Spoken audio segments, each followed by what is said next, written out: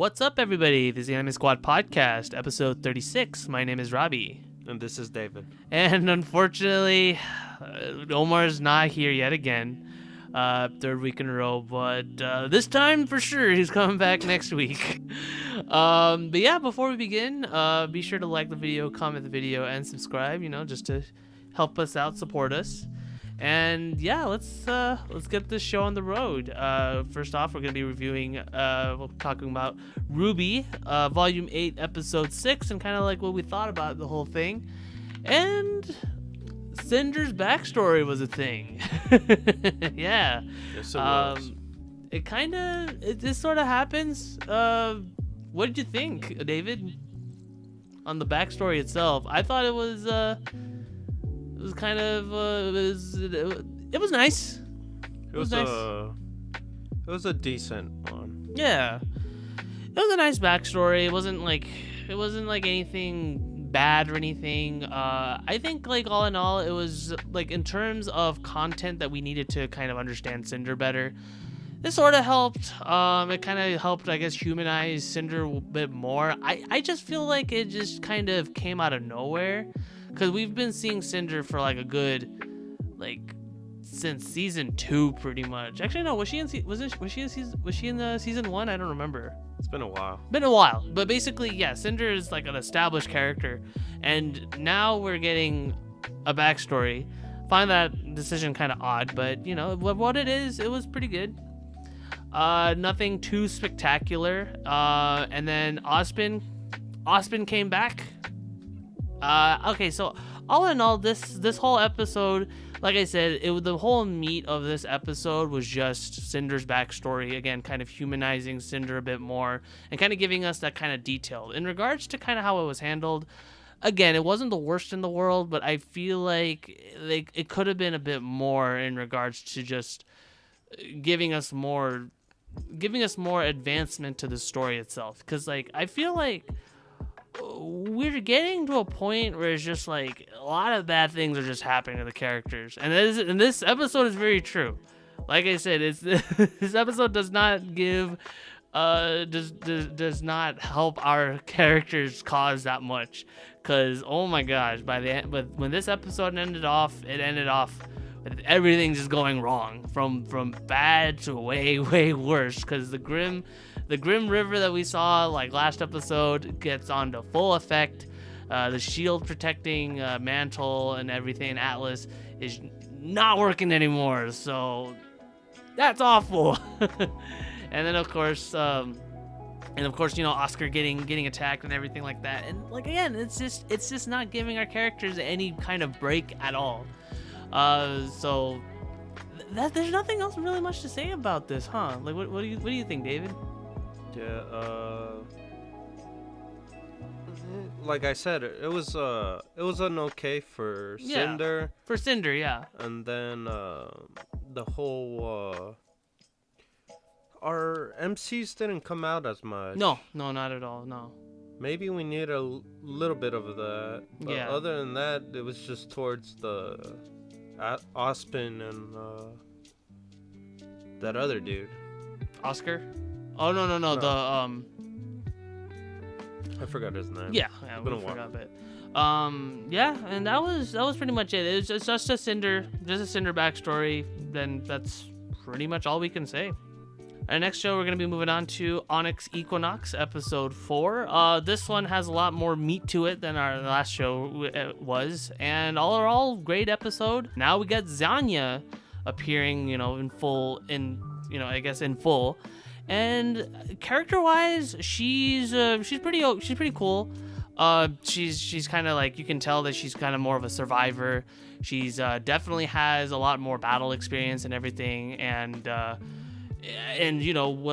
Yaudel kind of pins her down. He had every reason to be, because of being suspicious of her, because she kind of knew her stuff. The kind of thing that was kind of sort of weird though, it was something that we kind of pointed out before, was the fact that the reason why she approached them in the first place was because she needed monster hunters to kind of help her village out.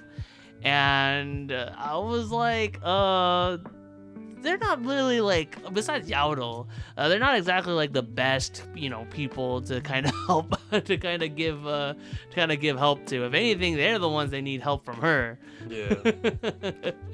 But regardless, she was kind of rejected, and we get a huge kind of info drop on the whole existence of humanity themselves, and that this is actually the 5th incarnation of humanity as a whole. I enjoyed that. That was cool. Yeah, that kind of gave us a lot of awesome insight on just the world itself, and just kind of like how it was kind of formation and stuff. Hopefully, we get more interactives with the gods. Yeah, like more establishing lore, I think, because for what we have here with the lore, I think is like, in my opinion, so far, it's like the most interesting thing of the show. Like I'd say even more than the characters, because right now, in terms of how our main characters act and stuff, they're just kids. They act kind of like how you expect a kid like Azel would act, given the situation. If anything, I feel like, because since we're on the 4th episode now, I think it's kind of safe to say that Azel reminds me a lot of like Shinji Ikari from Evangelion. I know you haven't seen it, David, but Shinji's kind of like the same thing, where he's kind of like 14-year-old kid that just kind of gets thrust into this sort of situation. You mean Aang? Oh, I guess Aang too. But Aang is kind of different, because like personality-wise, I feel like Azel fits more like Shinji than he does with Aang, because Aang is like very happy-go-lucky, and he wants to help out, help people out and stuff, and wants to do the right thing. Whereas Azel is just kind of reacting to the whole situation. He's not really given much of a choice in the matter, and he's kind of fitted to like go save the world, And I feel like there's a lot of parallels with that. It's just an opposite. Oh yeah. They're very much opposite in that. I just wanted to say that. Yeah. And that's kind of what Azel is. But yeah, going back though, I feel like the brilliance of like kind of what this episode kind of gives us is like the more lore, and the fact that Yaoto was actually a human himself, but was actually by the gods decided to make him an emissary of theirs. I think it was kind of well done, because up until now I thought Yaoto was just kind of created on a whim by Tezcatlipoca. I got the pronunciation down, baby. Yeah. But no, when he was communicating, the god that he was communicating that kind of gave us that info was actually Quetzalcoatl, not Tezcatlipoca. Sorry, I just love the fact I got the pronunciation down. But yeah, our boys, they go into the temple. They try to seal this gate too, and it didn't work. It didn't work the way they thought it would. Kind of, to be expected.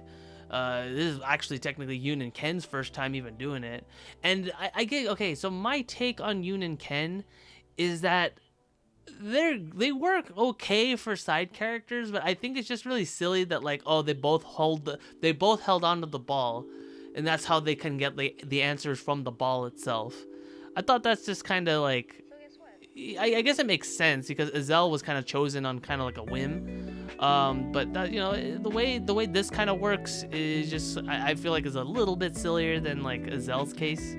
But either way though, our heroes make it into the temple. They get assaulted by like the crab demon, and Zanya comes in, helps our heroes out, and kicks ass in the process. And then Azel gets a whole bunch of terrible ideas. I actually like that joke quite a bit when Azel's like, guys, I kind of have a terrible idea.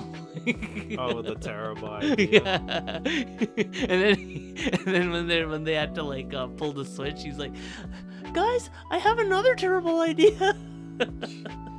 He's a tactician. Yeah, he's a tactician if anything, and he has the knife, the little sentient knife that can drink blood and stuff. That's kind of that's cool. His weapon. Yeah, it's his weapon. Compared to the boys where they have the ball. They got the power of the ball, and they also have the power of cursing.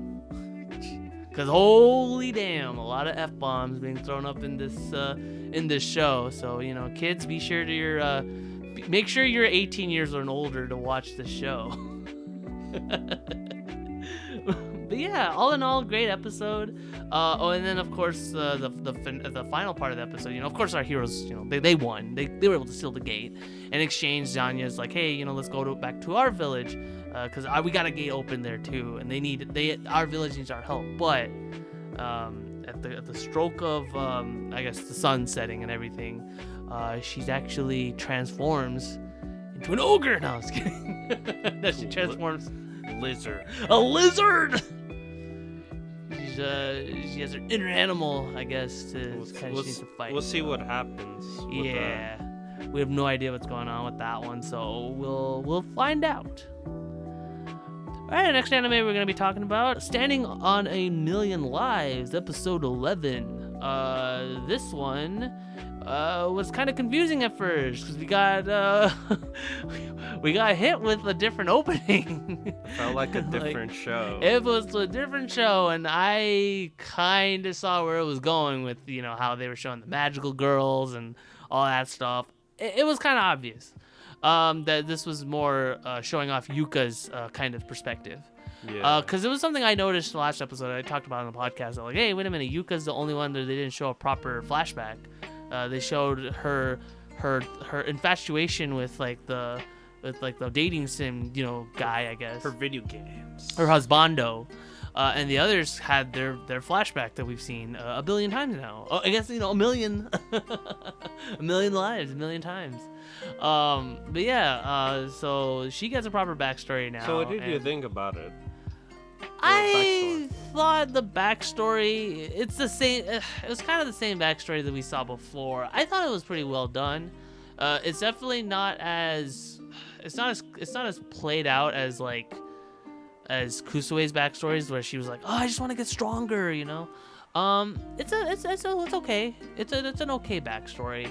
But again, this is the stuff that we've seen before, and it just so happens that this one was played on this episode rather than the last episode.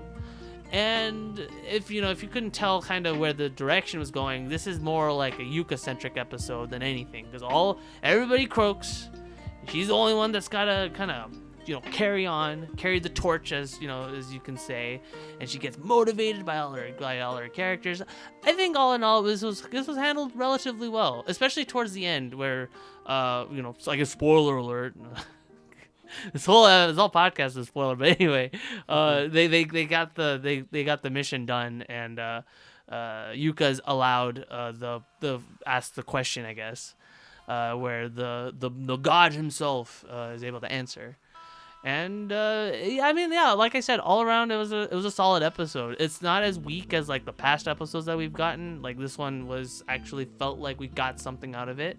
We got a few flashbacks, but it was nice. We actually got a little bit of this world now. Yes, we got a good understanding of how the world works, and the god himself answers that the way this world works is that it's all a parallel world.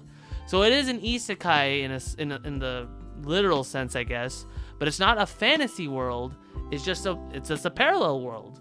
What you think is fantasy could mean reality to a different world, and that's what this world is. The traumatizing thing, though, is that the dudes that Yotsuya killed previously, those were actual dudes. If anything, you guys are the virtual world people, and these guys, they were kind of real. Yeah, Yotsuya, you murdered real people.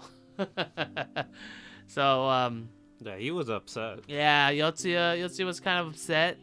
And I guess another mystery that was kind of thrown at us was the help of a dark-skinned cat, Katara. She doesn't have a name yet, so we're just gonna call her Katara. But yeah, Katara helped out Yuka in order to complete the mission, and I thought she was pretty cool. But we don't know anything about her yet. I doubt we will, since the season's almost over. Who knows if that was it? I think so. For now, at least, I think that was it. They just wanted to have her kind of help out Yuka, get her thing over. So we'll see how it goes. We still got one episode left, so I don't exactly know where this is gonna go. But all around, it was a solid episode. Yeah. But now we move on to Adachi to Shimamura, episode 10. And man, this episode, it hurt. This episode hurt a lot, actually. That hurt you a lot. It did, because, like, okay, so to kind of give a quick recap, we move on to a new year for our girls. They're second year high school, and Adachi and Shimamura are in the same class. But the only problem is that their seats are super far away. Shimamura can see Adachi just fine, but she's like the popular girl, so everybody's. I thought the issue was that she was gonna be in a different class. Remember? Yeah, that was the issue, but then that was the bigger issue. That was the bigger issue, but it turns out they were in the same class. But the actual issue is that Sancho, Pancho, and Desho show up and ruin Shimamura's day. They're like a wall to kind of keep Adachi out of the way. And in case you're wondering who these kooky characters are, they're the three girls, artificial friends that kind of come into Shimamura's life to kind of hang out with her, get to know her better, like what friends do. But what do you think about that? I thought that was great. I love the fact that like she doesn't even bother remembering like what her actual names are. Yeah, the names I just listed right here, they're not their real names. They're just made up names that Shimamura made up in her head, and that's actually really cool. I like the fact that we get an understanding of more of Shimamura's kind of psyche. Like that's what I like about this anime in general, and I'm just kind of like now now thinking about it. For me, this episode was on Shimamura this time. It was exactly. It was more on Shimamura if anything, because Adachi just backed out. Yeah, because like again, with a lot of the situations that kind of get brought up here, it's just mostly on Shimamura accepting the friend, like I guess like kind of the friends of of the other people. Well, I guess I thought she was like, oh, she's not gonna care for me no more after the time passed. Yeah, so she just distanced herself. Yeah, and so that's that, and so because of the fact that like a lot of what's going on in Shimamura's life is just kind of in a way indirectly pushing Adachi away. Adachi is just kind of like running away from her problems, literally and figuratively, and she just kind of gives. I wouldn't say gives up on Adachi per se, but it's not gives up on Shimamura per se, but like more so that she it kind of comes into her mind that like what, she just kind of wants to do her own thing. I'm just gonna kind of like stay away or whatnot, but it hurts though, because like you can tell that Adachi doesn't really have much like many other friends to really talk to or anything like that. The only other person that she can like legitimately feel very, very comfortable with is Shimamura, and it's the same thing goes for Shimamura as well. Like she can't like she states herself that like these are all artificial friends. She doesn't really care about any of them. And even when like Tarumi wants to hang out, like Tarumi even as they're hanging out says, I want to be your friend, and Adachi's like, Shimamura's like, okay, I guess. Like she's just kind of so distant, and she even thinks to herself, I might be the one that's actually different. And this just kind of hits. It's just like, oh my god, yeah, you're right. Like you can't blame Shimamura, because like people change. When her and Tarumi were friends, they were friends when they were their childhood. But obviously, as you grow older, your tastes change, your personality, and everything kind of comes into their own. So in a way, it's just kind of it just feels bad. Like you feel bad for her. And even like her other friends, Hino and Mikafuji, she even admits herself, and that hurt me even more when she says that like they're not that close to begin with because they ended up in a different classroom. She even ends up saying like, oh, I wasn't that close of friends with them to even like go out of my way to communicate with them. I'm like, oh damn, that hurts. That hurts, because like that's how they met. Like Adachi, they were hanging out and everything, and well, at least the good news is that Hino and Mikafuji are close friends. They're very, very close friends, right, David? They're past. They're pals, right? No, they're past. Yeah. They're in the friend zone. They're at this point. They're much, much better than friends, is what David's trying to say. Yes. So thankfully they got each other, but not enough to where Shimamura can kind of fit in. And yeah, well, thankfully though, Adachi eventually comes out of her way and says, you know what, I want to be like Shimamura, let's talk, let's do something. And that's kind of where the episode ends. And I'm just hoping that kind of got you upset too with the friend. Yeah, I know. That was that got me kind of heated with Taru in particular, because she even states that she wants to win, and I'm just thinking, no, you can be friends. You don't have to go in to Shimamura and Adachi's life. This isn't right. They want to be friends with each other. They want to be more than friends with each other. You can't just weasel your way in. But to Tarumi's defense, she doesn't know better. But it's kind of the way things work, and I'm hoping by the next episode things kind of work their way where it kind of works out better. But we'll just have to wait and see. This is the beauty of weekly anime. You gotta wait to see what happens. And now we'll move on to our next anime, Talentless Nana, episode 11. And this one was a very kind of investigative episode. This one, not much happens in terms of actual plot, but a lot of investigation happens. And what I like about this episode, it had multiple people. Yeah, a lot of multiple characters are involved. Well, I mean, of course, because this is an investigation, so you want to group your suspects together. And what's really cool is that because of the fact that in this particular murder, I guess, you don't know who the perpetrator actually is. You don't know who the killer is. That was kind of like I don't know if I've ever stated in the podcast, but that was kind of like my main issue with these murders, I guess, is that it's mostly Nana trying to cover her own trails, and Kyoya trying to figure out who done it. But the thing is that we the audience already know who the murderer is. So there's not really much of a point to kind of format how this murder works if we already know who it is.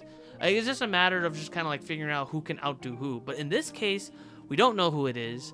We need to know who it is, and Nana is trying to make sure that she doesn't get framed for something that she didn't actually commit, even though in actuality she totally could have done it. But at this point, I think Nana's changing a bit now. Oh yeah, for sure. I mean, like it's very, very obvious that like Nana, from the beginning of the series to now, has changed quite a bit. I mean, you can't really tell like right away, because she still has her dual personality thing. She's very bubbly and cheerful on the outside, but very like cold and stoic on the inside. But you can definitely tell that, like, with Michiru, especially with Michiru's case, and then this episode, this basically solidifies it all. Yeah. That like she's starting to actually care for people in this scenario, and she doesn't necessarily like she needs to eliminate everybody because that's her job, and she obviously has prejudice towards the talented people because she suspects that the talented person is the one that murdered her parents. But you can tell that like as she's developing here, she's meeting people, she's understanding people of like kind of how people aren't exactly the way they seem. Not all talented are cold-blooded murderers and psychopaths, and that some of them could be redeemed, and that's kind of what she's kind of discovering herself. Yeah, that's what I'm seeing now. Yeah. And at the same time, like I personally want to see more Kyoya. And thankfully, this episode is giving us more of that, and kind of more examples of kind of how he can use his immortality to kind of do things. And yeah, all around, this was a pretty cool episode. Again, not much really happens in terms of like actual progression, but it's just more so character inflection more than anything. The characters just trying to understand themselves underneath, if anything, and that's what's really cool. Also, Michiru. We don't know if she's okay at the end of the episode. Jeez. Oh man, I wish Omar was here to kind of back me up on that one, but no. But yeah, we'll see what happens next episode. All right, next episode we're gonna be talking about is Sigurdrifa episode 10, and guys, Odin's the bad guy. I knew it. I knew it since the first episode when he was kind of had that sinister smirk and grin and everything. I'm like, oh, this guy's letting on more than we know. The fact that he's like actually Odin and is the pillars are under me the whole time. That's the case. That's what actually happened. My question is, and this is a question that like they don't address here or anything, but I'm hoping they address later. Oh, actually, I don't know. There's only like 3 more episodes left.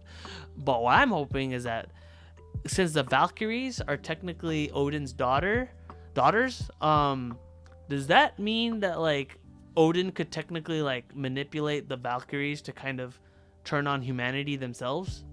That's my theory. That's my guess. I'm not sure if it's gonna be true or if it's gonna come true or not. But I want to know. I honestly want to know if that's what happens. I don't think so. I guess. I mean, I don't know. We'll just have to wait and see. It would definitely like cause a lot more drama within the series. It's like, oh no, I can't control myself, kind of thing. But yeah, the episode itself was just more or less Azu kind of freaking out in terms, instead of Sonoka was, because Sonoka had her PTSD that she was going through last episode that she had to overcome and face. And this time Azu's the one that's just kind of like putting all the info in kind of like a blender, processing it and kind of understanding that, wait a minute, we don't have that big of a chance. The last battle legitimately screwed us over. And then the thing with the festival thing, and then why are they partying? Like the festival and the fact that Tatsuyama's like, they're not taking it seriously, and she's upset because of that, and she's upset at Nico too, because she's like, what are we doing? We're not doing the things that we're supposed to. We gotta prepare. We can't do a festival now. But the episode itself was enjoyable. It was enjoyable. It was a lighthearted.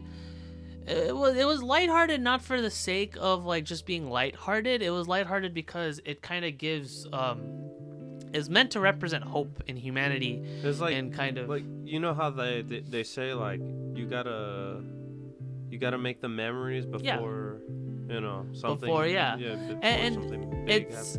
And it's nice that like they understand, like the characters themselves understand the scope of like the problems that they're about to face. They understand that like what we're doing right here, we might not make it out alive. Miko even says herself that like what we're doing, we might not make it. And honestly, that's something that like it's I wish like a lot more shows do that, and I feel like it can be done really well or it could be done really poorly. And this one I feel like it does it well, and they understand like the gravity of the situation and what's going on. So honestly, when we get to see that final battle, it's making me hype that much more. This episode is a build-up episode through and through, and honestly it's got me. I can't wait to see what happens. Yeah. All right, and next anime we're going to be talking about is Taisō-Zamurai, episode 10. Oh, man, this episode, oh my goodness. This episode is the episode I wish Omar came and watched with us right here. I would have loved to talk this episode with him, because this episode had the most like hardcore gymnastics out of any episode, and it's done really well. Like the animation is just so like spot on. To me, I think the thing I enjoyed the most is Jotaro. Yeah. He was not being his serious self. He was open to everything. Mm-hmm, he was enjoying himself. I think what the show is trying to represent, like it's trying to show us that like Tetsuo is supposed to represent Jotaro's youth. He's basically Jotaro when Jotaro was younger, and the way Tetsuo kind of sees everything, he sees everything in like a light of like competition. I gotta be number one. I gotta be better than the other person. And so all of that obsession over being the best, being number one, gets to him. He's not as free flowing as Jotaro, and he obviously doesn't have as much experience as Jotaro has, which Joe was able to kind of like use to his advantage. And yeah, it was just so well done. Like, the gymnastics looked super clean. And I want to mention this right here on the podcast. None of us are professional like gymnasts or anything. But in my opinion, I feel like if you can be able to convey that art form or like whatever you're trying to convey really well, if you can sell us on what you're trying to show to us, then I feel like you've done it. And I feel like this episode of Taisō-Zamurai and just the whole anime in general, it sells you the fact that like this is the real thing, you know? So yeah, like Jotaro, like he put in a lot of work. He did everything amazingly despite having like his sprain on his ankle.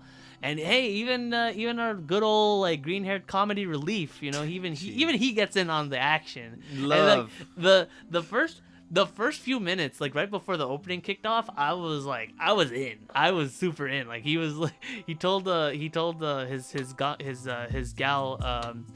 gal pal from work. He's like, hey, can you be able to join our can you be able to watch me perform? You know, and she's like, sure, I guess. He's like, yeah. I felt him. I felt that energy. Yeah, it was, like I said, I just can't say enough about this episode. And Leo, despite him not being in the well, he was in the episode, but like despite him not like watching Jotaro's performance or anything like that, and you know, Rei does go out of her way to kind of like, well, she wants obviously, like she wanted like Leo to show up. She's like, oh, Leo's gonna show up, Leo's gonna be here, and thankfully one of Leo's agents knows about the family. She had a heart, I guess. Yeah, so she's like, hey, you know, I can show you where Leo's at, you know, his hotel and everything like that. You have 5 minutes to go talk with him and everything, because he's gonna go back to England and everything, you know, be the best. He's the best prodigy ballet dancer. And she was able to talk with Leo, and man, I do not recognize this character at all. This is not the same Leo. Yeah, it's true. This isn't the same Leo that we've been following for the past what, like 10 episodes. Because he finally realized, man. I know, it's so sad. Like he's been hiding, man. He's grown up. He's grown up. Like it's sad because like he's obviously not gonna be as close. You know, he's not gonna be part of the crew. He's not gonna be part of the group as much. But he's gone off. He's realized that, like, you know what? It's time to face my fears. I gotta do this. And it hit me, man. It got me. But yeah, we're gonna miss our boy. He says, like, you know, we're gonna see you like one last time and everything, and I'm gonna go give it my all. Go back to my passion for ballet. All while Tetsuo is not too happy about his performance. He's like, no, I gotta take him down. That whole mentality. So we'll see. Again, great episode. Can't wait for next week. Nope.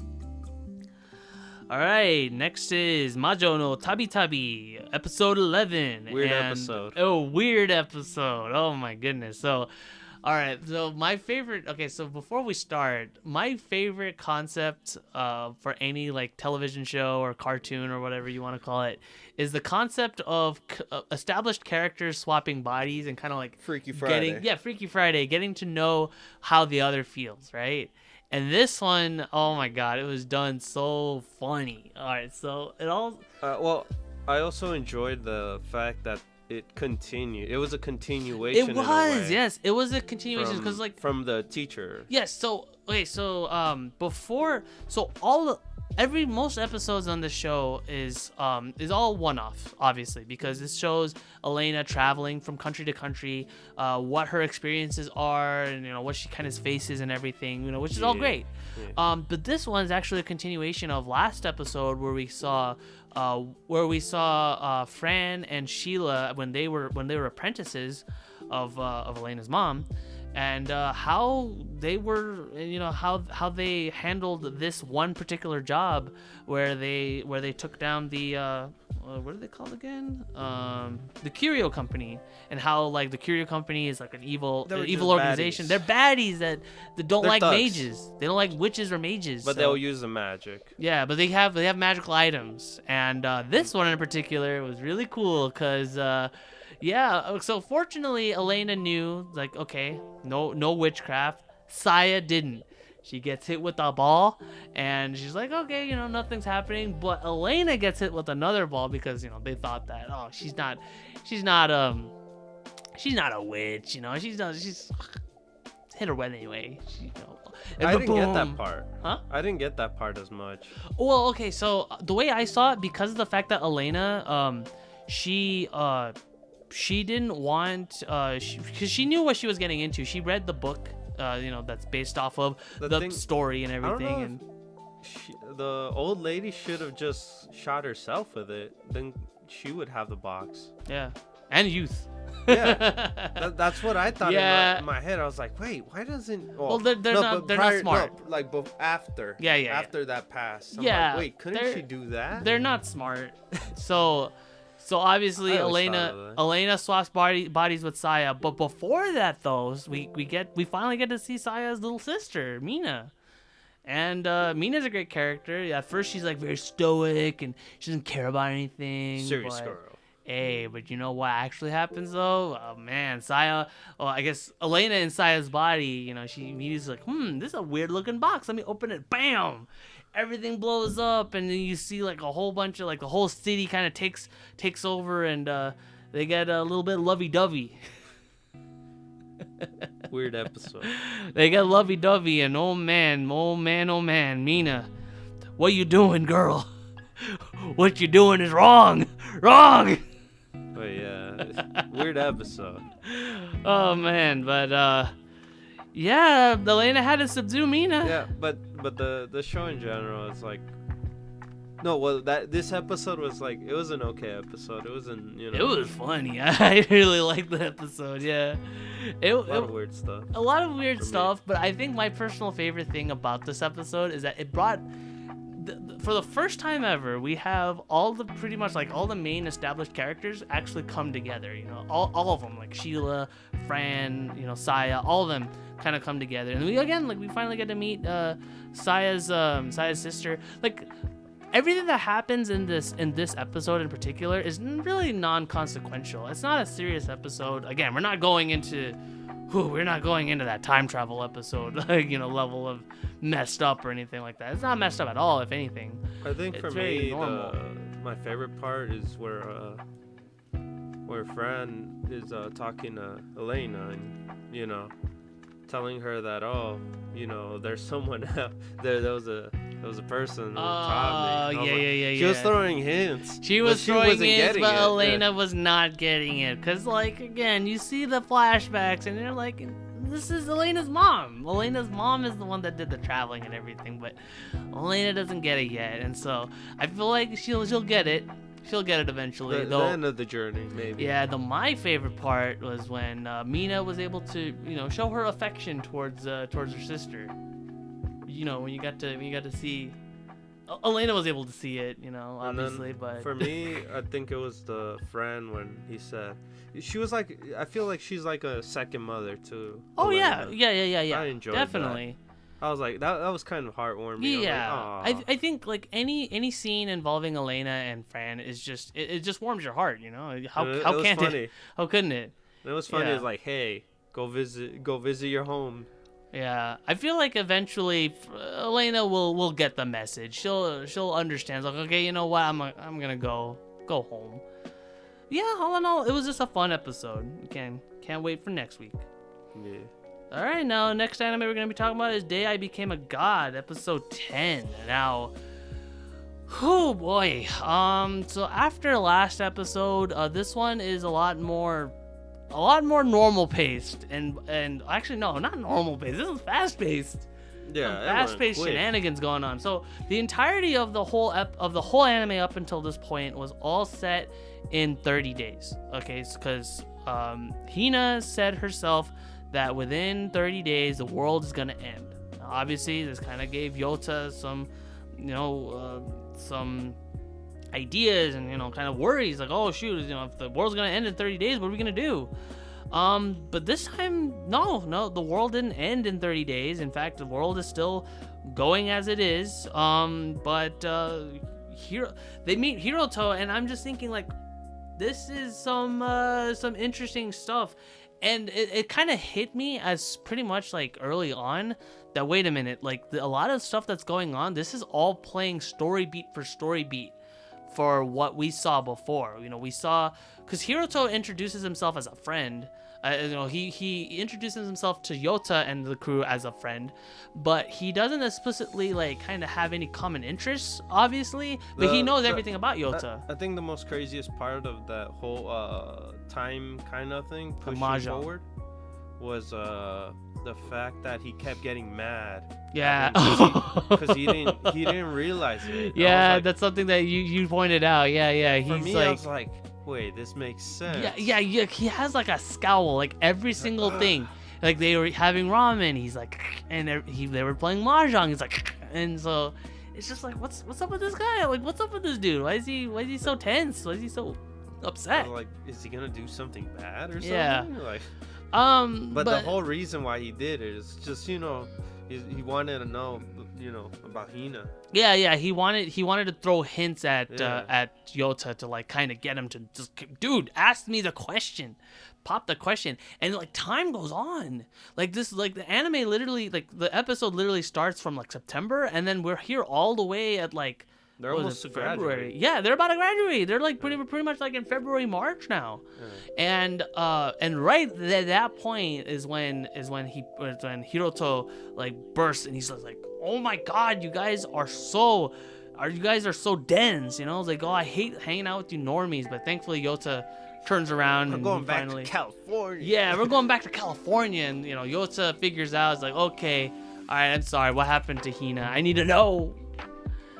Oh man, when they showed Hina though, I was like, I kind of prepared myself. I thought she was gonna die. Oh, that, you know what? That's kind of, a lot of that was kind of leading towards like her dying from her syndrome. But I thought she was like you know, oxygen and all that stuff. She was like you said, a vegetable. When we watched. Yeah, I was expecting that too. Thankfully, that's not entirely the case. I mean, she's functioning, but that's kind of legit it though. She can't necessarily move around too much. Like she's a whole different person pretty much, and that's like the saddest thing, especially when you find out like what exactly happened. Like Yota, because when Yota kind of like goes into the facility and like, you know, he has fake ID, everything like that, like done by Hiroto. I have a feeling that it might, like, she's still gonna die. I think so, yeah. Since they took the chip off, because what that are they? Was the thing that kept her alive. Yeah, they can't. There's nothing else they can do. Like literally, they said like like what are they gonna do? Fight the government? Like go to court? Oh man, like it's sad to see that happen, especially because like Hina is a very likable character. Like she carries, in a lot of ways, she carries the show with her rambunctious attitude and personality and just like aura in general. And it's just sad, but. And I still hate the whole reason from the dad. Hina's dad. Yeah, it's like, we're gonna have to let her go and everything. I was like, you gotta let her live her life to the fullest, you know. Mm-hmm. But I guess he didn't. Yeah. He was like, nah. I'm gonna start the whole reasoning behind and like so dumb. Everything that happened with Hina is just heartbreaking too, because you find out that like the reason why she has short hair in the first place was because they actually had to shave her head bald and then operate on her in order to remove the chip from her brain. And it's just, oh god, she's so young too. She's a little kid, and like she has to go through all that and all that trauma and everything. It's just sad. But yeah, that's how it ended towards the end. Yeah, that's how the episode ends, and we'll see what happens. Yeah, we don't know. All right, next anime we're gonna be talking about is Dragon Quest: A Dai's Adventure, episode 11. Damn. This one, I felt it, bro. Okay, so Woo. When we were talking about Ruby's backstory, I was so wanting to talk about Hyunkel's backstory here. And when we were talking about that, because oh my gosh, so I kind of figured that Hyunkel was going to have like kind of a ham-fisted backstory to make him edgy. Another thing that was funny, you made it towards like, it feels like a kid's story, but at the same time, once we heard this story, I was like, damn. It's intense. So it's like, okay, so Hyunkel's backstory. Okay, go kind of comparing it to Cinder's backstory. Like Cinder obviously had a tragic backstory. She had like, she had like caretakers that didn't really take care of her or anything. But Hyunkel, like his situation was different and in a way very, very similar to Dai, in that he was rescued by the Dark Lord's army. They're like the Dark Lord's army, and they took care of him until he was a kid. And then unfortunately, because of the fact that Avon came to defeat the Dark Lord, they were killed in action, and this of course sparked Hyunkel's whole thing of revenge and everything. And yeah, it's sad. It was super sad. I felt bad for Hyunkel. I felt bad for his dad, and oh my gosh, the way you see like his dad's like little like corpse and everything, I'm like, oh damn. He gives this speech and he's like, those like broken pieces and everything like that. It's like, dude, if his dad was like a human and stuff, like his guts would be like everywhere, like missing half his head and everything. He's like, son, damn, like that hurt. And then it really makes sense to kind of like where Hyunkel is coming from, especially considering that like a lot of the Dark Army, I guess, is like they're made up of bad guys, so they could obviously just be like, oh, humanity sucks and go kill Avon, Well, we gotta see what not all bad people are bad. Yeah, in a way. Cause Crocodile shows up and Crocodile saves our heroes, and oh my god. What a redemption arc. Like he had like a Piccolo level of like going back and like kind of realizing that humanity, they're kind of cool. Yeah. All the way till his last breath, I guess, because it looks like he died, but don't. Is he dead? Oh god. I'm gonna bring that up now. Okay, in actuality, we don't know if he's dead or not. Oh my god, is he dead? Oh my god, this red circle. But yeah, so his Griffin comes in, picks up Pop and Dai, because they're obviously defeated and everything. And Crocodile, we don't know if he's dead. He might be dead. We don't know, but. But man, I feel bad for Crocodile. I feel bad for Hyunkel. I feel bad for everybody. Everybody just needs to just go through therapy and just talk things out. It's like, hey, sir, what's your problem today? Oh, I don't know, sir. But yeah, it's like we're having our little crisis. The heroes didn't win. They had to run away. Mom is captured. Dai, not so much. The bad guys got a lot of love this week. Oh yeah. The chilling with the villains kind of thing, the villains, they're getting their due. And speaking of villains winning, we move on to Jujutsu Kaisen episode 11, and man, I feel bad for Junpei. That fight was. Oh wait, before that, the fight was. Oh yeah. So Nanami versus Mahito. That guy's awesome. Nanami is really cool, and I was honestly so scared for Nanami. I was like, oh my god, is he gonna? Because I knew going in that Mahito is probably gonna be like a force we're gonna keep seeing, because Yuji has to fight him. It's the way of the shonen jump. And so I was like, is Nanami gonna die? I don't know. He doesn't die. I was so happy he didn't die, because I was just like, no, I don't want him to die. I want him to live. He was almost dead. He almost croaked. Yeah. He almost, because he got hit in the side. Pretty badly. Yeah, pretty bad. And so like, oh my god, when they showed him in the public bathroom, like kind of push, like soaking up the blood and stuff like that. That detail looked really cool. That detail looked really nice. This animation's amazing. Yes. Oh my god. The running animation got woo. This anime does not pull its punches when it comes to animation. Who made the anime? Like what's the studio behind this? Is it Bones? I'm not sure. But yeah. So that the whole fight was just amazing.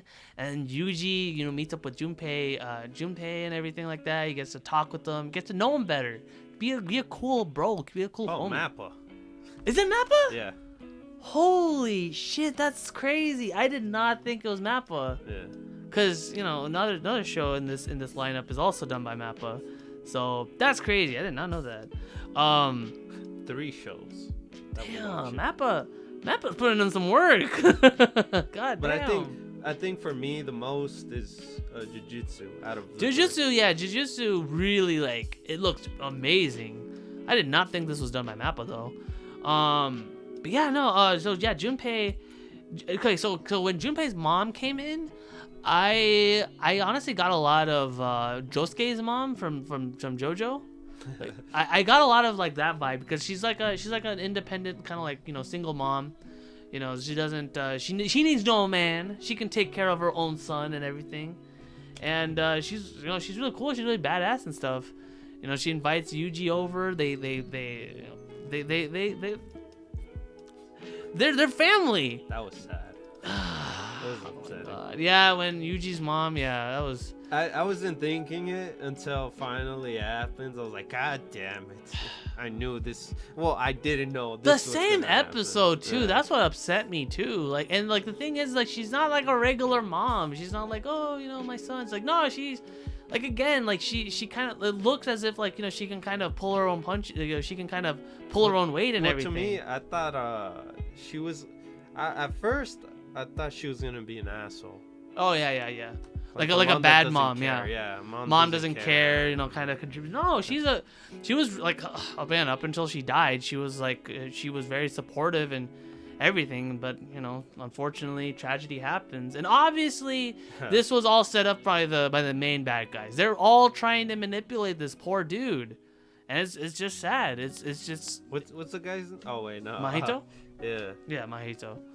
Yeah, no, and these guys are just trying to manipulate him just because of the fact that this guy's bullied and he has innate abilities, and it just sucks. Yeah, I hate that Stitch dude. Yeah, Mahito is awful, and his abilities are also horrible too, because he tortures he tortures people, shaping their souls and just kind of making them into monstrosities. It's body horror to the in its purest form. He's just having fun. He doesn't care. He doesn't care about good, evil, or any of that stuff. He's just having fun for the sake of having fun. That's what makes a good villain, though. Yeah, that's true. You gotta hate the main villain, Yeah, that's very true. If you can make a villain that you can just kind of go in and hate, that's when you've done it. And yeah, by the time the episode ended, I was just like, I understand where he's coming from. Obviously this is meant to forward Junpei's character as a kind of a bad guy, quote unquote. But man, you want to see Yuji kind of fix up his life. And the funny thing about this whole thing is the fact that you see Yuji's buddies still don't know he's alive. He's doing all of these things without them even knowing he's alive. Oh man, but it's because Gojo's Gojo's trying to kind of make sure that he's in the down low, obviously. So but yeah, we'll see what happens. Again, this is the one anime where it's when they ended it off on a cliffhanger. Me and David were like, oh, god damn it. The episode's I was getting that feeling. I was like, no, don't end here. I know you're gonna end here. No. And they did it. The mad lads, they did it. Yeah. They knew what we wanted.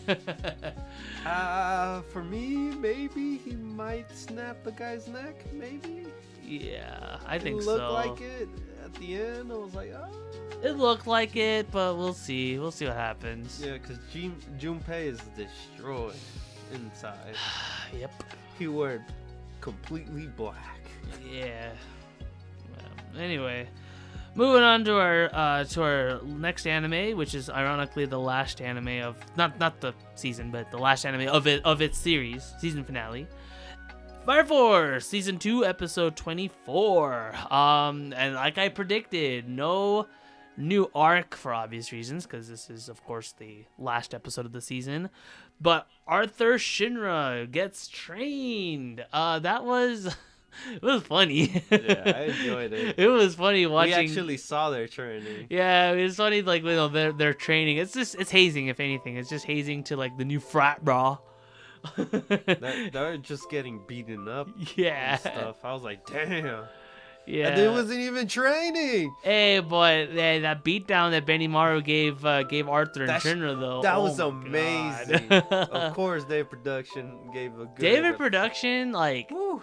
when they hit hard on their budget, they hit hard. I felt those shots, man. Yeah. I was like, damn, man. Though, oh my goodness, like when Benimaru was catching all those hands and like giving them back, oh my god, it was so good. It was brilliant. But you know, like he was beating him almost to death. He was beating them to death. I mean, at the very least, I didn't feel bad. I felt kind of bad for Shinra, not so much Arthur. That's kind of weird. Arthur got like, okay, so obviously this whole training thing was obviously to give our characters like a power boost and everything, but like I'm like thinking like, why is Arthur getting this power boost too? Like, is he seeing what Shinra's seeing? Because like a lot of what Shinra's seeing. No. He's just doing it for the training, since both of them are. To me, it's just they're like, rivals. Well, yeah, they got the rivalry going, but like I just want to know what Arthur's. Okay, so David was like joking around saying that like, he's thinking of his donkey, his dead donkey and stuff, and I'm just like, okay, I get it, but I was like, come on, man, he's like an idiot. Well, to me, Arthur, he's not that important. He's important he's important because of his abilities. He's important to Shinra, obviously, but he's also important because of his abilities. Because obviously he's Haomea's like a counterpart in a sense. Because Haomea is electricity and he's plasma. Plasma cancels out electricity, so he's literally the only person that can defeat her. I feel like that's kind of like what it's all leading up to in a sense. But yeah. I felt bad for Commander Prague though, or Commander Hag, sorry, the weird what masochist guy? Yeah, he was weird, but like I'm like, oh man, we lost him. He was a cool character, but like he got killed by an unknown assailant. That was terrifying. I don't know who that is. But man, I felt bad for him, and it's cool that like I like how like with Shinra's kind of like death Adela thing, like he got to see it, so I thought that was really cool. Yeah, because of the beating. Yeah, and the animation, oh my god, the animation of that whole beatdown was also really good too. Like this whole episode was just chock full of god tier animation. And it was in a serious fight though. No, it was not just at all. a training. It was all just training, and like I said, there was no real stakes or anything like that. It was all just info dump and training, and all the animation. I feel like what it was is David Production probably had leftover animation budgets, and they were like, okay, you know what, just store it on here. And it's funny too because like this and Benimaru and Joker's infiltration to the church all had amazing animation. It was, I think, throughout the whole. Yeah, throughout the whole thing. But I'm just saying, like Benimaru's like, his combat in it in general is just so well animated. I feel like it's because he's more of a hand to hand. He's more hand to hand. So when you see him throw hands, oh my god, they look beautiful. They look gorgeous compared to others that have weapons. Yeah, that's true. Or like Shinra, who just does kicks. Mm-hmm. But yeah, all around, it was a nice season. It was a nice season finale. That ending, it ended on the White Clad getting ready to do the assault. And the moon. Oh my god! They showed the moon. Yes, that was the most confusing thing. I was like, wait, what? I have a feeling because they showed Maka's dad. You know what? I have a feeling maybe there's gonna be a villain from Soul Eater. Yeah. Oh my god! So are you saying that like people should probably check up on Soul Eater?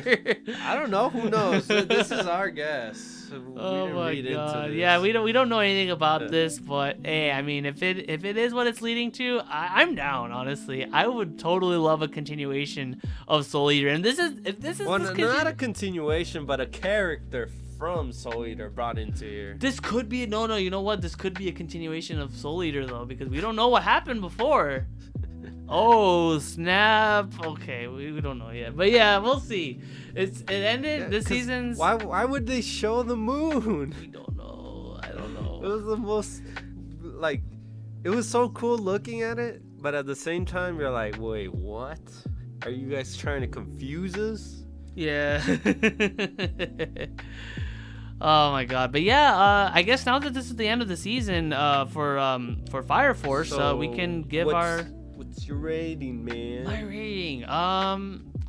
It was so this season I feel like had a lot of high points and it had a few low points.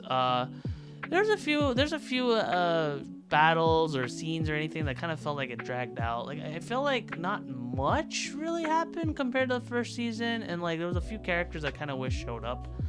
But when this season got the ball rolling, it got it rolling. Like we got fights. We had like really cool fights. And like matchups that you didn't think would happen. Karan was, oh my god, he was my favorite addition all in all. And yeah, like all in all, I think it was a solid season. My rating I think is a good 7.5 out of 10. It hit that nice middle, in a sense, a nice good middle, where it's like it's not super duper fantastic. Like it's not like, oh man, this season blew the other season out of the water. I'd say it's a good 7.5, honestly. To me, I give it. I'm gonna say first what I think of it. Oh yeah, go ahead. For me, I really enjoyed this season. Like, well, it's not much of a story, like, story-centric kind of thing. It was more of a hear some of these characters and know a little bit more of their story, you know? Yeah, more context. Since, in general, when you have a lot of characters, you gotta introduce them, or you gotta talk about them more, enough to care about them, and that's what I liked about this season in general. The fights were amazing. Every fight I enjoyed. The impacts and everything, it was amazing. The music was one of the best things about the show too. And in general, there was some boring scenes, but then they picked up with the comedy. And rating wise, I give it an 8.5. All right. I really enjoyed it. Nice.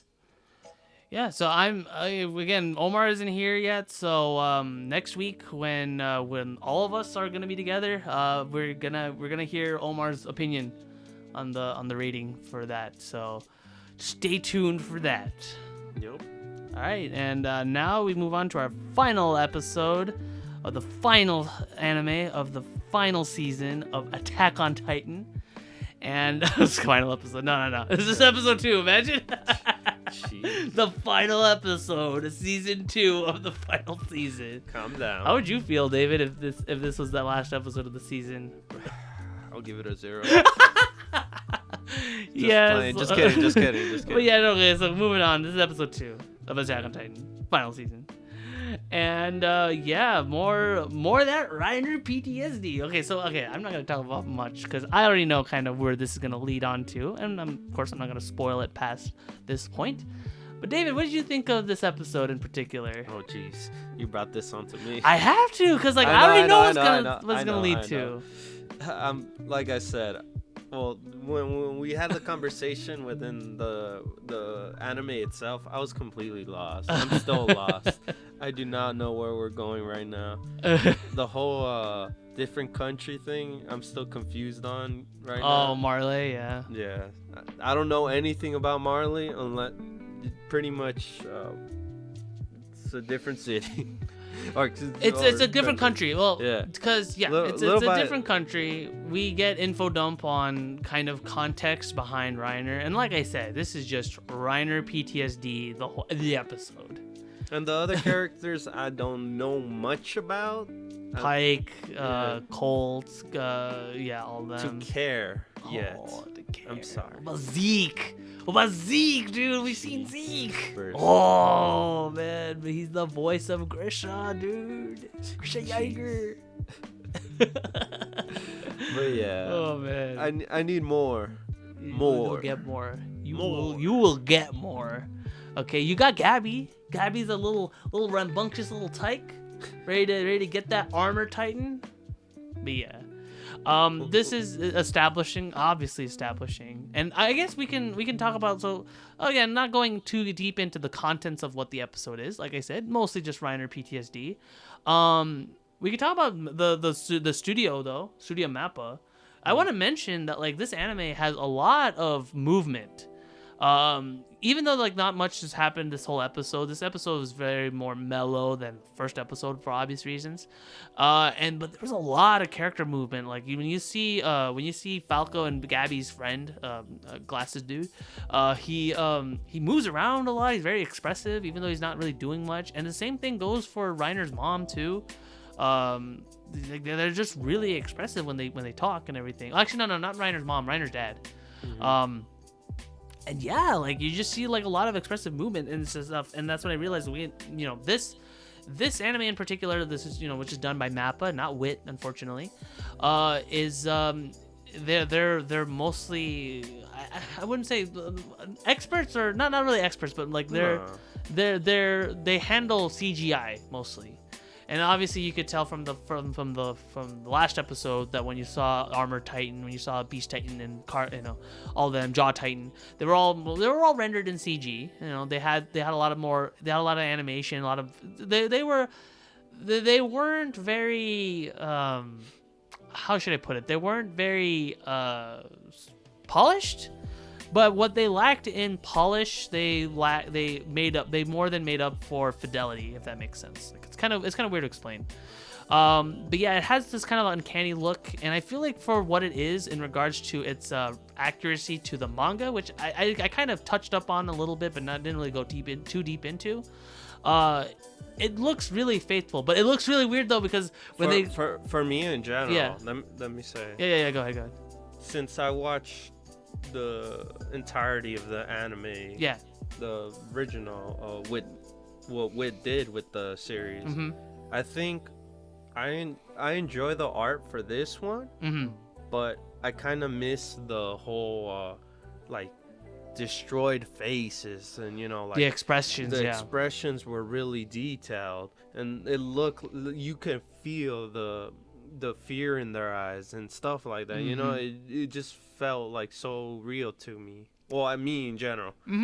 Yeah. So that's why I enjoyed about the previous anime. Right. But with this one, I enjoyed the whole like feel. This feels like a different anime in a way. Yeah, and it also helps that it also helps that this anime, the art style, since the art for the manga has changed over time. This is more faithful to the art of the original manga now in this stage of the series than it has previously. So yeah, there's a lot of changes, but I'm just gonna let you guys know more great things to come. So cannot wait to talk about it when that happens. All right, and now we're done with our anime. Now we move on to news, game news. Gamer news. Now we got a lot to talk about, so we're going to be going through most of these kind of rapid fire in a sense. First off, we're going to be talking about is Scott Pilgrim Complete Edition is going to be releasing on January 14th, 2021. The release date has dropped. We did talk about this in a lot of detail before. I talked about it in a lot of detail before, and with this information, now that it's out, I can definitely say that I got something to look forward to when January 14th is. It's been 10 years? Yeah. Wow. Yes, it's been 10 years. 10 years. The game came out when the movie came out, around the time the movie came out. That was 2010. So I didn't know much about the game. Yeah. And hey, like hopefully if you guys get the game, we can play this game co-op. This game supports 4-player co-op, and it has all the DLC and everything like that. You can play as knives and everything, and so it's gonna be great. Can't wait. And moving on, we're gonna be talking about Granblue Fantasy Relink coming out on PS5 on 2022.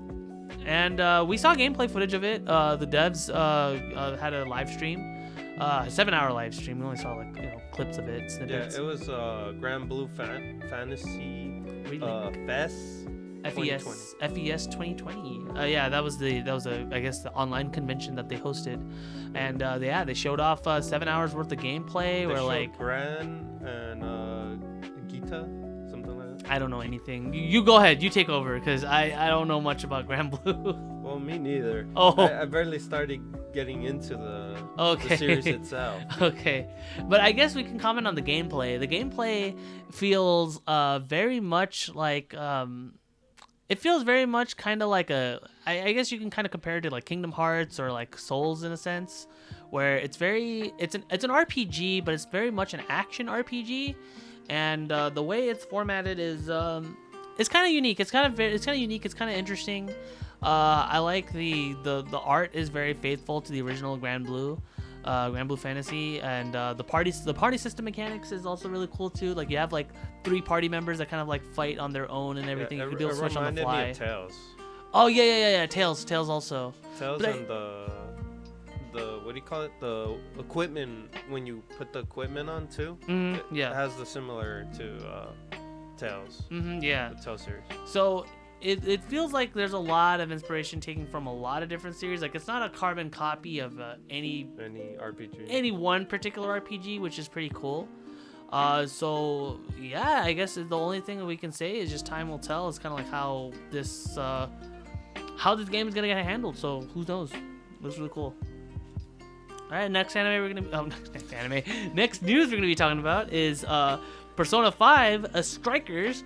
Finally has a U.S. Release date, which is February 23rd, 2021, which is about time because it's been so long, a good year. It's gonna feature the English. Yes, it's gonna have English dubs. That's been one thing that a lot of people were kind of concerned about. If is it gonna be like Persona Q2? Oh no, we don't know if we're gonna get an English. No, it's getting an English dub. Same voice actors that you all know and love from Persona 5. They're all gonna be here.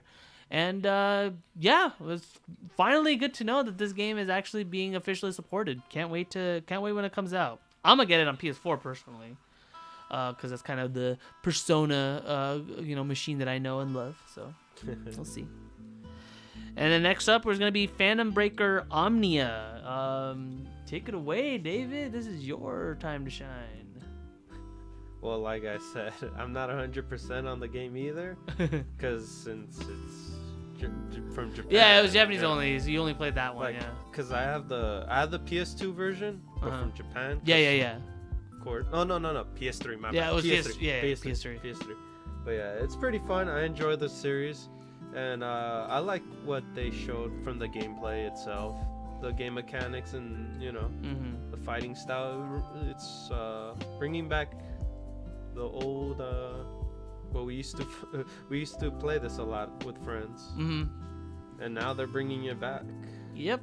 Over here in the States. So it's gonna be real cool. I can't wait to play with the boys and kind of get a good feel for this game because it has a lot of characters from a lot of different properties. So it's gonna be pretty cool. Now the next batch of news is all still gonna be game news, but hold on. Before saying anything in general, I'm not that much into the Game Awards. Yeah. So that really didn't matter to me. I was more into the games. Yeah. Waiting for the previews of the new trailers. Yeah, video games. For me, it's kind of the same boat too. It's just that it's a lot of fun to watch it with friends and stuff. The only one that I mainly cared about was just Game of the Year, just kind of see which one won. We're not going to really be discussing about the awards themselves in particular, but the ones that we are going to be talking about are the trailers that kind of stuck with us, that particular came from the Game Awards. Yeah, so it could be either you liked or I liked. Yes. So the first thing that we're going to be starting off with is NieR Replicant. Gets a release date, right? We got a trailer from it, which is of course fantastic. For those of you not in the know, NieR Replicant is this is a remake of the original NieR Replicant that we didn't get in the States, and it's one half of a two kind of entity for NieR, which was NieR Gestalt and NieR Replicant. We got Gestalt in the States, but we didn't get Replicant. This is a remake of Replicant. And we're getting it, and it's going to be coming out sometime, April 23rd. April 23rd, 2021. Yes. So I already pre-ordered the special edition for it from the... What? Yeah. Yeah, they had a special edition. You went for it, huh? I went for it, yeah. Cause I loved the NieR Automata. NieR, the original NieR, I didn't get to play all the way till completion. But this one, I'm like, you know what? This is gonna be my thing. I'm gonna get into the meat and potatoes of this one. So honestly, cannot wait. April, please happen soon. And the next bit of news that we're gonna be talking about is Sephiroth DLC for Smash Ultimate. Oh my goodness! Sakurai is wild. Sakurai indeed is wild, because for the longest time we had no idea on the state of Cloud and how he's gonna work, because Square, for whatever reason, doesn't like Smash too much. When we got Cloud, he didn't even have his own CG trailer. He came, he brought in 2 songs and a stage, and just kind of left it be. So honestly, we didn't really expect much from Square. But then we got Dragon Quest, and that was really cool. But in this newest trailer, we got Sephiroth as a full-fledged character, which again blew all our minds. It was something that we did not see coming, and it's coming out in December. No one knew that. Yeah, no one knew. No one ever saw. No one ever, thought that it was gonna happen. Because everyone's upset about Steve. Some people. Some people, but for the most part, this DLC was like probably the least hated out of any piece of Smash DLC that's been announced for a good while. Yeah. I feel like this was finally a piece of DLC that like a lot of people can say, oh, I can actually get into the DLC, and it's coming out. Fans. Yeah, big fans of the series. And it's coming out in real soon, actually in December. We're getting a presentation on 17th of December, and so hopefully by then we'll actually, by the time the next episode, by the time we record the next episode, we'll actually have the character here for us all to play. So cannot wait. And what's crazy about it is like no one. Oh look, it's a sword character. No one cared. No one cared that this is just another anime sword fighter, because guess what? This is the anime sword fighter. Not just any. This is the anime sword fighter. So again, cannot wait. All right, next bit of news we're gonna be talking about is Scarlet Nexus. This game looks really cool. It has a really nice anime visuals, and it really reminded, me in particular, reminded me a lot of Code Vein in its kind of approach. It has that kind of like dark kind of storytelling to it. The character designs looks really cool, and it looks great. It's coming out next year, 2021, I think. I'm not sure if they have a summer 2021. Summer 2021. So we don't know too much about it other than it exists. We don't know gameplay, nothing. So we'll see. I'm probably gonna get it for PC. Yeah, this looks perfect for the PC release. Yep.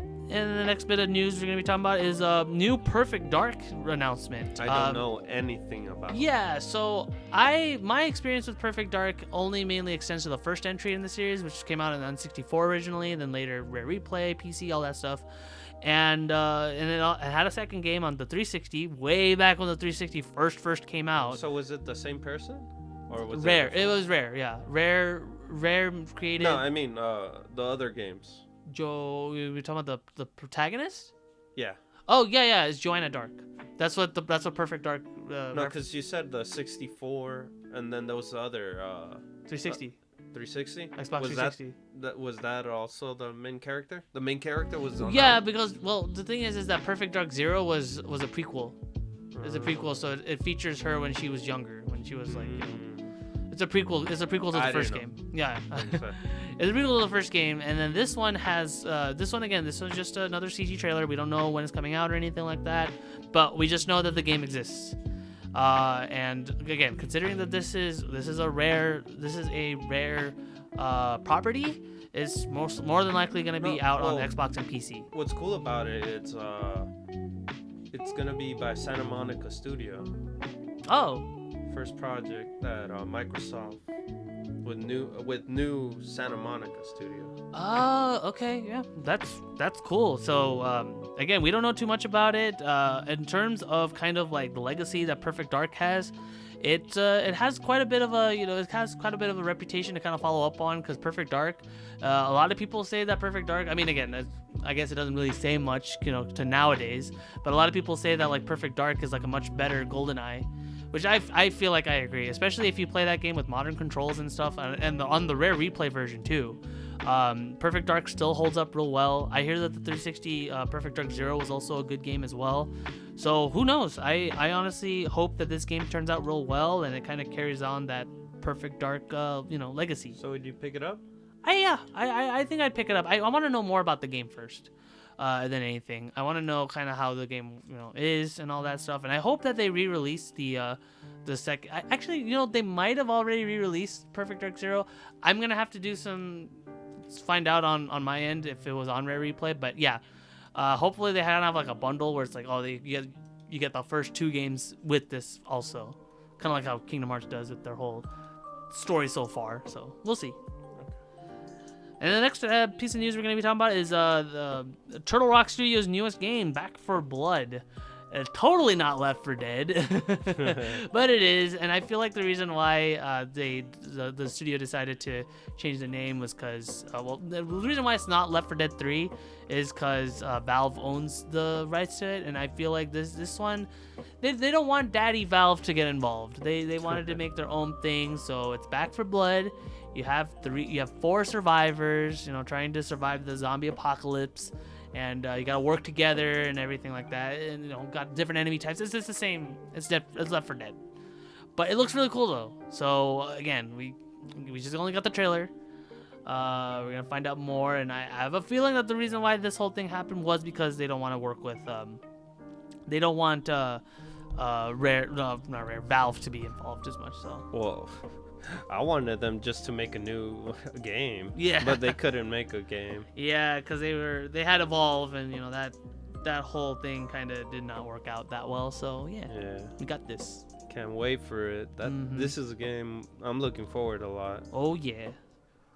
Next piece of news is Warhammer Dark Tide. This one looks really cool.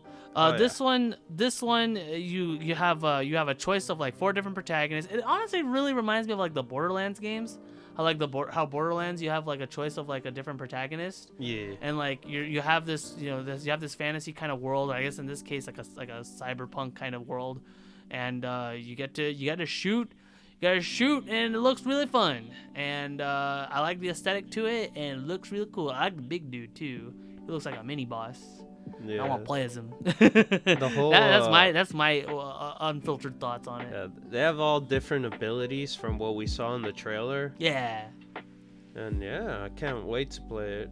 It's coming out. Did it have a date? Wishlist soon, 2021. 2021, yeah. So yeah, we can wishlist it on Steam and Xbox Series X. Xbox Series X. So stay tuned. And next announcement we're going to be talking about is ARK II. That's not the official title, but Vin Diesel's in it. I've never played the original. I've never played the original ARK to really give my opinion, give my 2 cents on it. But hey, if Vin Diesel has his name on it, that's really cool. When I saw the trailer, me and a few other friends thought it was a new Turok game featuring Vin Diesel. I think I would have probably been more hyped if it was a new Turok game, because I recently just played Turok 1 and 2, the remaster by Night Dive Studios. And I would have been really sold on a new Turok game. But hey, ARK had a big fan base. ARK had a big following. You played ARK, David, as well. Played a bit of it. Yeah, so, it was pretty fun. And it's a survivor game with friends. Yeah, and hey, I'm all about that fun, baby. Yeah. So if ARK 2 can be able to deliver, if it can give me copious amounts of Vin Dieselness, then I'm all up for it. And speaking of Vin Diesel, he's also featured in a newly announced animated series of ARK as well. That looks good. It looks, the animation for the trailer looks really good, really fantastic. And it looks like it's got potential. It's got a lot of big name stars and actors on it. You got Malcolm McDowell, you have Gerard Butler, you got Vin Diesel. Yeah, it just looks like it's Elliot Page. It looks like it's got a nice star-studded cast on it, and I'm just excited to finally check it. To check it out. The animation again looks great, and I hope it turns out well. I hope it's good. Yup. Can't wait. And next piece of news we're gonna be talking about is the Monster Hunter Rise. Get a new trailer for it as well as a release date, which is David. March 26. March 26, 2021. It's going to be out on Nintendo Switch. Now, obviously, one of the biggest worries for when it comes to a new release such as Monster Hunter is it coming out on PC? Because World came out on PC, and Rise is going to be a big title as well, even though it's coming out on Switch. And honestly, we don't know yet, so we just know that it's just coming out on Nintendo Switch for now. And me personally, I know a lot about the Monster Hunter games. I have a lot of friends into Monster Hunter. I have yet to actually really get into Monster Hunter, and I'm hoping that this one right here is gonna be the one that is gonna hook me. Now, obviously, I mentioned this before that Stories 2 kind of drew me in more. But I don't know. I just want to give Monster Hunter a full-on dive to it. So I'm hoping that this one, Rise, is gonna be like that hook. So I'm gonna get it on launch. I'm gonna say it right here on the podcast. I'm getting on launch. It was wild. Yeah. Speaking of wild, get ready for the Wild West in Evil West. A cowboy game that looks really cool, and it's just. Yeah, from the trailer, it looks pretty cool. Yeah. It's the whole the thing that got to me was this gauntlet thing he had. It would change and everything. It was pretty cool. It's got a different form. The protagonist looks badass, and the style in general just has that really nice aesthetic to it.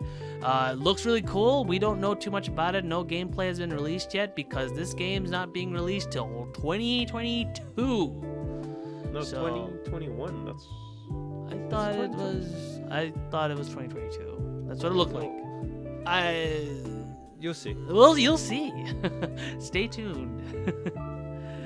All right, and that's it for the Game Awards news. Now, the last bit of news we're going to be talking about is anime-related news, in that AT&T has finally given up their rights for Crunchyroll, and Sony bought them out. Sony bought out Crunchyroll. And of course, they also own Funimation as well, so now you guys are going to see both Funimation and Crunchyroll basically be one entity. So that's pretty crazy, pretty wild all around, and yeah, this is the new reality. I wonder how it's gonna work. I know it's Are they gonna get rid of Crunchyroll, the name, and then put it on Funimation? They could technically do that. Or are they just gonna get rid of both and add a new name? Ooh, that's a good question. I don't know. Call it Sony. Soname. Who knows? That's the new title, Soname. That's what you would call it. That's what I'd call it. Don't tell anybody. If they call it Soname, I want the rights. I want them to write my name down. We're giving 10% of the company to Robbie. He made up the name, Soname. Stay tuned. But yeah, I think it's either a good thing and a bad thing at the same time. Yeah, now we got less competition in the Western anime distribution scene. It's not looking too good for Netflix or Hulu or anybody. So yeah, don't know what's gonna happen now. We'll just have to wait and see. Well, not Hulu, but Amazon. Amazon also has a share too. I think the only one that would be competition would be Netflix. Netflix. Yeah, because Netflix has their own anime. Unless Sony buys out Netflix. Oh man, it's gonna be hot. What do you think in general about it, the merge? it's good and bad because now it's like it's gonna be convenient for anybody that has a Funimation and Crunchyroll account. You can just have one account now and just kind of pay for that one, since you get access to both Crunchyroll stuff and Funimation stuff. That's what I'm expecting. Because there's no point in like just separating the two like out of the picture, you know. Oh, and then if you're into like anime dubs and stuff, I feel like the variety is gonna increase way more because Crunchyroll has access to a lot of new anime that comes out each season. So hopefully once everything kind of goes back to normal, you're gonna see a lot of more simuldubs happening at once. Because before, a lot of simuldubs would only happen on like a few select shows that Funimation happened to acquire that was going on each season. So now that you have Crunchyroll's list of all these different shows that they acquire licensing to, yeah, I can totally see like a lot of more dubs coming out and everything like that. So who knows? It's just a matter of we're just waiting and seeing. It's gonna see what happens. Yep. All right. And that's it for this week's Anime Squad podcast. Don't forget to leave a like, a comment, and subscribe if you guys love our stuff, and share if you think we are uber duper cool. And like always, my name is Robbie. And this is David. And this is Omar. Just kidding. We'll be back next week, and we'll see you guys next week. Bye-bye. Bye.